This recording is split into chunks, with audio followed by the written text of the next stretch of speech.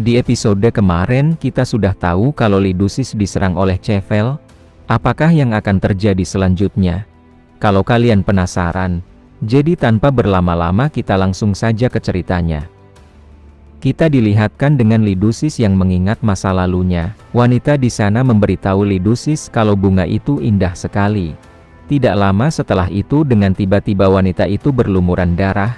Di sana Lidusis merasa ketakutan melihat wanita tersebut. Setelah itu kita kembali di situasi sekarang. Di sana Lidusis sampai mengigau, menyuruh wanita itu pergi. Di sisi Chevel dia terkejut karena Lidusis berkata seperti itu. Setelah itu, dengan tiba-tiba Ruth langsung menyerang Chevel. Di sana Chevel pun mulai kesal pada Ruth. Lalu dia berkata, "Apa kamu sudah gila, berani menyerangku seperti itu? Kamu kira aku ini siapa?" Di sana Ruth bertanya pada Chevel, "Apa yang telah kamu lakukan pada Lidusis?" Chevel berkata, "Aku kira monster itu sudah melupakan perbuatannya, jadi aku membuatnya mengingat kembali. Monster yang tidak tahu diri harus dihukum. Kamu tampaknya juga tidak sadar diri, aku juga harus menghukum kamu. Apa mungkin kamu juga mempunyai kenangan yang tidak ingin kamu ingat, atau rasa takut yang tidak ingin dialami lagi? Itu tidak peduli yang mana, aku bisa memperlihatkannya dengan jelas kepadamu." Di sana Ruth bergumam, apa dia menggunakan sihir ilusi? Kalau begitu, mungkin aku sudah menebak siapa orang yang melindunginya, dan yang membuat cerita tentang Lidusis yang berubah menjadi monster di perpustakaan. Apakah aku harus membereskannya? Tidak lama setelah itu ada profesor yang berlari dan menyuruh Chevel menghentikan tindakannya. Setelah itu Chevel berkata pada Ruth, "Anggap ini hari keberuntunganmu." Setelah profesor sampai di tempat, Ruth dia berpura-pura pingsan. Di sana Ruth bergumam, "Aku rasa sekarang bukan waktu yang tepat. Sebenarnya apa yang terjadi antara mereka berdua?" Setelah itu kita beralih di ruang Profesor Hale. Ternyata di sana ada Ruth, yang telah dipanggil oleh Profesor Hale. Di sana Profesor Hale bertanya, "Aku dengar kamu terjun dari lantai atas akademi kemarin. Apa itu benar?" Ruth berkata, "Itu tidak benar." Di sana Profesor Hale berkata, "Lalu bagaimana dengan rumor tentangmu yang kejar-kejaran dengan Lidusis?" Di sana Ruth berkata, "Aku tidak melakukan itu." Para murid luar mereka berkata, "Itu bohong, aku melihatnya sendiri dia melakukan itu semua." Profesor Hale berkata, "Kamu terlambat masuk akademi selama 1 bulan karena sakit. Jadi tidak mungkin kamu bisa melakukan semua itu dengan kondisi tubuhmu." Di sana Ruth bergumam, "Aku lupa tentang hal itu." Di sana Profesor Hill berkata, "Pastikan kamu untuk berhati-hati, bisa-bisa situasimu akan memburuk meski kamu baru masuk akademi setelah kondisimu membaik. Bagaimanapun, kehidupan sekolah juga akan terpengaruh, kalau sampai berurusan dengan kelas Heres." Setelah itu, Ruth pun meninggalkan ruangan Profesor Hill. Di sana Ruth bergumam, "Aku gagal lagi melakukan percakapan dengan Lidusis." Setelah itu dengan tiba-tiba Dio datang menghampiri Ruth. Di sana Dio bertanya, "Apa benar kamu dan Chevel bertarung?" Ruth berkata, "Aku memang bertemu." Dio berkata, "Jadi rumor yang tersebar di akademi itu benar?" Di sana Ruth bertanya, "Rumor tentang apa?"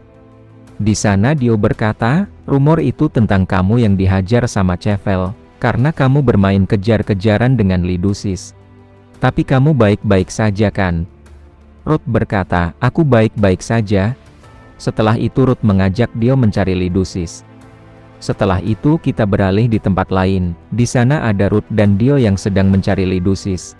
Di sana Dio berkata, "Katamu dia sudah cukup lama dari ruang perabotan, mending langsung memeriksa kelas daripada harus ke sini.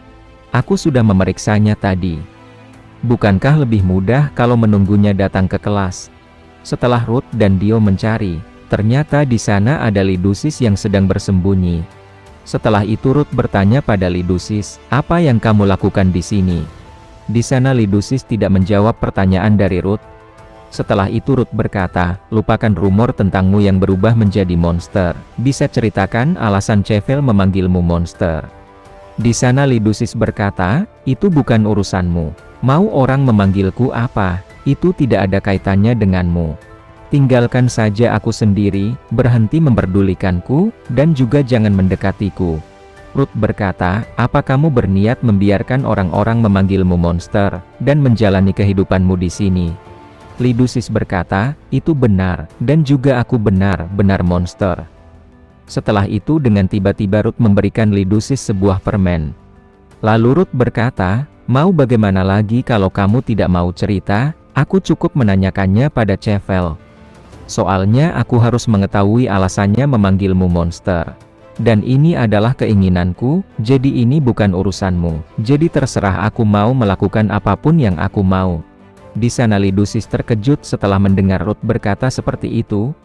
Setelah itu, kita beralih di tempat yang lain. Di sana ada Chevel dan murid yang berambut panjang. Murid berambut panjang di sana berkata, "Nama anak itu Ruth Krishi. Dia terlambat masuk akademi selama 1 bulan karena sakit. Soalnya kondisi tubuhnya sudah lemah dari kecil." Chevel berkata, "Dia terlalu sehat untuk dianggap sakit atau lemah." Murid berambut panjang di sana berkata, "Tampaknya dia sekamar dengan monster itu, dan anak yang berteman dengannya adalah Diovarus, teman sekelas mereka, dan hal yang terpenting yang harus diperhatikan, dia orang pertama yang masuk dengan nilai sempurna." Di sana Chevel berkata, "Aku tahu kenapa dia berani bersikap keras. Dia sok keras hanya karena nilai sempurna dalam ujian." Murid di sana berkata, "Apa yang harus kita lakukan?" Chevel berkata, "Itu sudah jelas, kita harus memastikan kalau dia tidak macam-macam lagi." Tidak lama setelah itu dengan tiba-tiba kalung yang ada di sana mengeluarkan sebuah asap hitam. Setelah itu muncullah sesosok hitam yang bersembunyi di atas pohon melihat ke arah Chevel. Tidak lama setelah itu sesosok hitam itu pun langsung pergi dari tempat tersebut.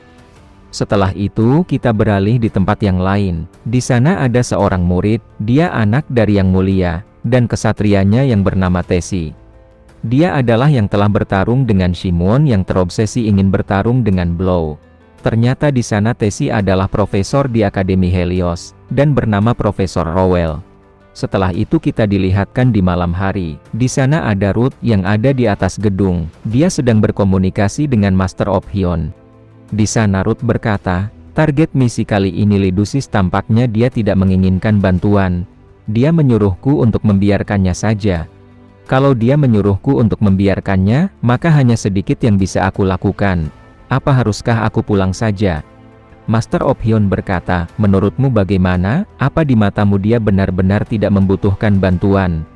Ruth berkata, "Entahlah, tapi ada situasi yang tidak diketahui, dan anak-anak di tempat ini aneh semua. Itu terasa seperti mereka dihipnotis. Memanggilnya monster, mengabaikan dan menghindarinya. Kelihatannya Chevel von Hadelio yang membuat situasinya jadi seperti itu." Master Ophion berkata, "Maksudmu Hadelio?" Di sana Ruth bertanya, "Apa kamu mengetahui nama itu?" Master Ophion berkata, "Tentu saja aku tahu, Hadelio itu keluarga yang melahirkan cukup banyak penyihir. Kepala keluarga Hadelio juga menempatkan dirinya di antara bangsawan istana. Apa mungkin ini seperti yang aku pikirkan? Marquis Hadelio dan Dukartian mereka diketahui saling membenci. Mungkin mereka punya hubungan yang kurang baik karena keretakan antar keluarga." Di sana Ruth berkata, "Itu terlihat seperti Lidusis yang ditindas sepihak." Master Ophion berkata, "Apa Lidusis melakukan kesalahan, atau bagaimana? Aku akan mencari tahu tentang kedua keluarga ini, dan kamu tidak usah memikirkan ini terlalu serius. Misinya memang penting, tapi kamu juga harus menikmati kehidupan akademi. Contohnya mendapatkan teman dan bersenang-senang." Setelah itu Ruth dengan tiba-tiba mematikan alat komunikasinya. Setelah itu Ruth pun mau turun dari atas gedung tersebut. Di sana Ruth bergumam, "Pertama-tama aku harus memperhatikannya lebih lama." Setelah itu, kita pun dilihatkan di keesokan harinya. Di sana ada seorang pria, dia berkata, "Kenapa Ruby memilih tempat tinggal seperti ini?" Setelah itu, pria itu mau memasuki tempat tersebut.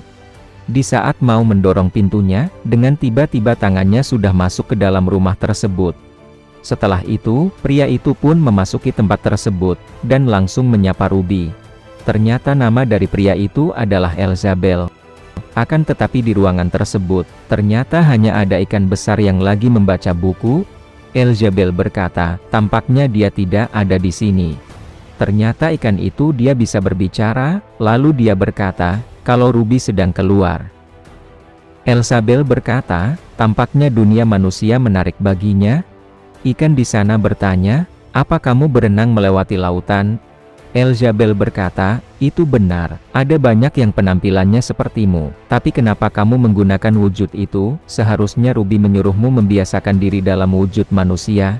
Ikan itu berkata, itu sangat menyiksa. Elzabeth berkata, tentu itu akan menyiksa kalau kerjaanmu hanya berdiam diri di sini. Carilah kesenangan, karena kita sekarang berada di dunia manusia.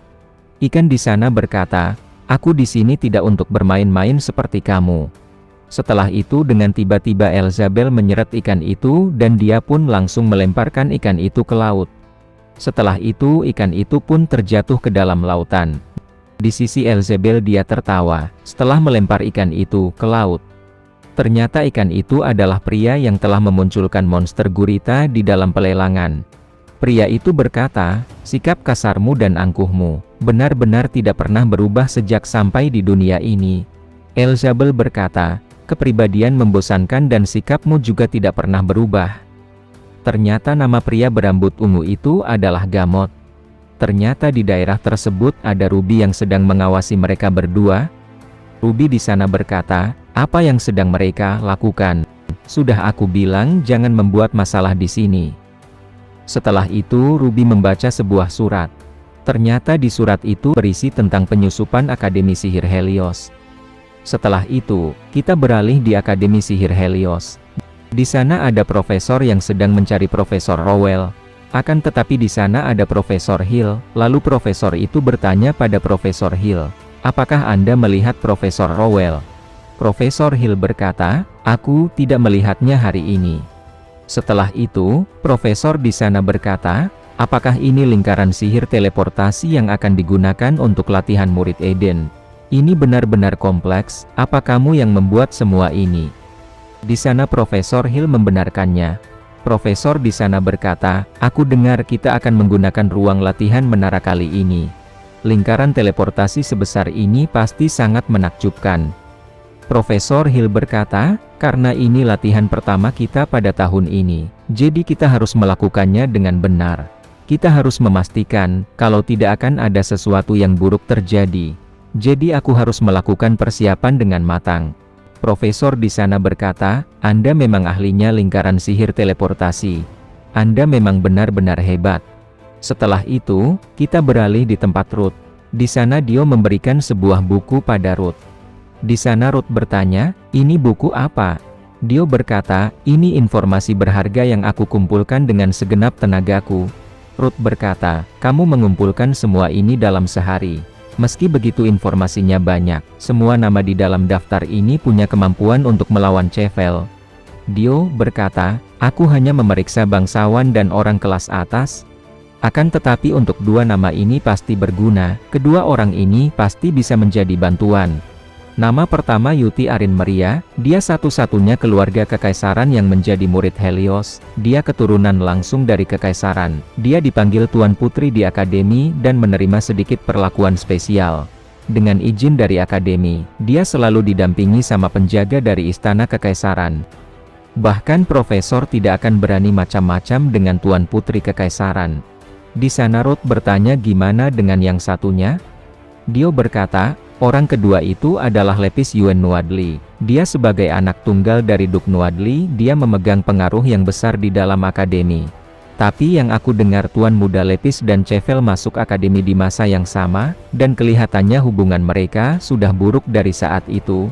Ruth berkata, mungkin lebih mudah mendekatinya kalau dia membenci Chevel. Dio berkata, kamu benar, tapi ada masalah kecil. Sejak Tuan Muda Lepis masuk Akademi, dia selalu mendekam di kelas Eden. Di sana Ruth bertanya, kenapa bisa begitu? Dio berkata, tentu itu karena kemampuannya kurang memadai. Akan tetapi dia selalu menjadi yang teratas dalam hal teori sihir dan pelajaran akademi yang lain. Tetapi dia kurang hebat dalam pertarungan nyata. Akan tetapi dia tetap sangat terkenal dan membenci Chevel. Ruth berkata, kamu benar. Kamu sudah berjuang keras mengumpulkan semua informasi ini. Dio berkata, sejujurnya, Aku ingin mencari orang yang bisa diandalkan di antara Hereis, setidaknya orang yang setara Chevel.